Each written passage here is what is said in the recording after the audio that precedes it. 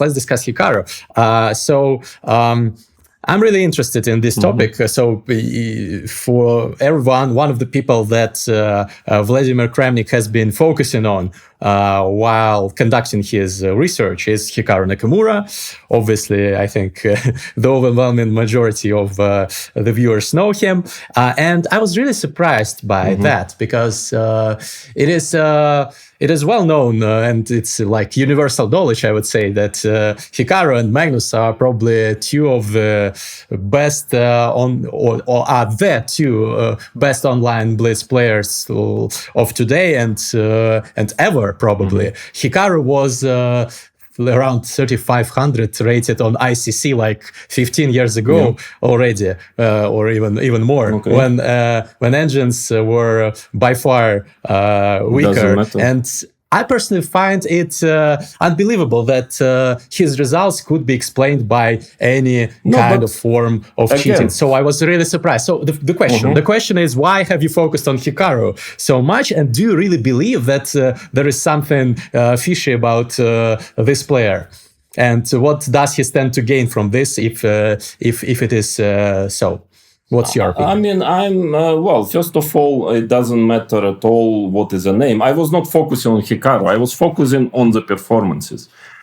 It happened that these performances were done by Hikaru. It could have been anyone else. I didn't care. I don't care about names. You know, it's very important. I mean, if a player is... I mean, we can talk about this Armstrong and so on. Doesn't matter. He can be greatest ever, but he was cheating for years. And there are many cases, yeah? I mean, in velosport, there were famous legends who was finally found guilty. I mean, a lot of athletes running. So it's a logical fallacy to think that if a player is famous or good, really great, that he cannot cheat. He can. And there were many cases in sports like that. Actually, many. I even saw at some point, I published an article on Twitter, like only famous cases. There were like 20 huge cases of the biggest legends in cricket, in football, American football. It's happening. It's happening all the time. So it is already like, it's not an argument, yeah? It can happen. I don't say it's happened, but it can happen. And to tell that he cannot, or this guy cannot, Carlson can, I can, everybody can. Sorry, but this is an argument. There are also a lot of arguments why, but anyway. So also a lot of reasons why, but in any case, doesn't matter, yeah, now. So we are talking, again, we have to be like this Femid, yeah? You know this statue of Femid, this symbol of justice. Yeah, she has eyes, you know, she has a bandage on the eyes. This is a symbol. You shouldn't look at what is the name of a player. You should look at objective statistics. Okay, if tomorrow, I don't know, I'm found with a knife and full of blood nearby somebody who is, okay, I'm sorry, it doesn't matter if it's crazy, but, who else? It's like you should forget about it when you are trying to be objective. So I didn't care about Hikaru. If it was somebody else, Maxim Vashilaga, I'm sorry. Very sorry. I respect him a lot, but I would still do the same. Because my point is that such statistical anomalies, and it's huge statistical anomaly, absolutely huge. They must be, it doesn't necessarily mean he was cheating. No, it can be also a huge, let's say, a lot of cheating from his opponents who gain this rating, which has nothing to do with their strength. So then they have to be banned. If you are more or less serious about anti-cheating, if you really fight against it, you cannot leave such statistics of a player who is the face of your platform, who is earning a lot of money in money tournaments with concurrents. You cannot just say, it's Hikaru, he is good. I'm sorry.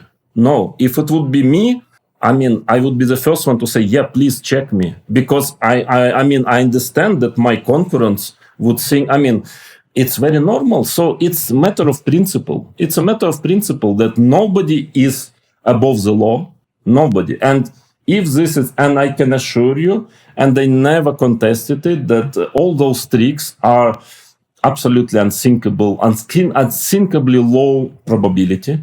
So I don't, what do you mean? Do you really think? I'm a rational person.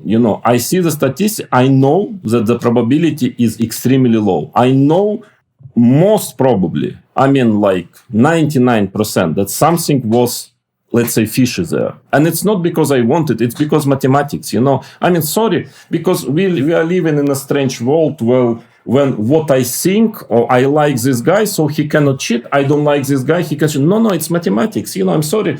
It's common sense, and mathematics tells that the probability of fair play in this case, from all opponents, in general. So let's say, what does it mean, the probability? Is that if everyone always played fair, his opponent and him, always, so everything is according to their strengths, then the probability of this is happening is below 0.01%.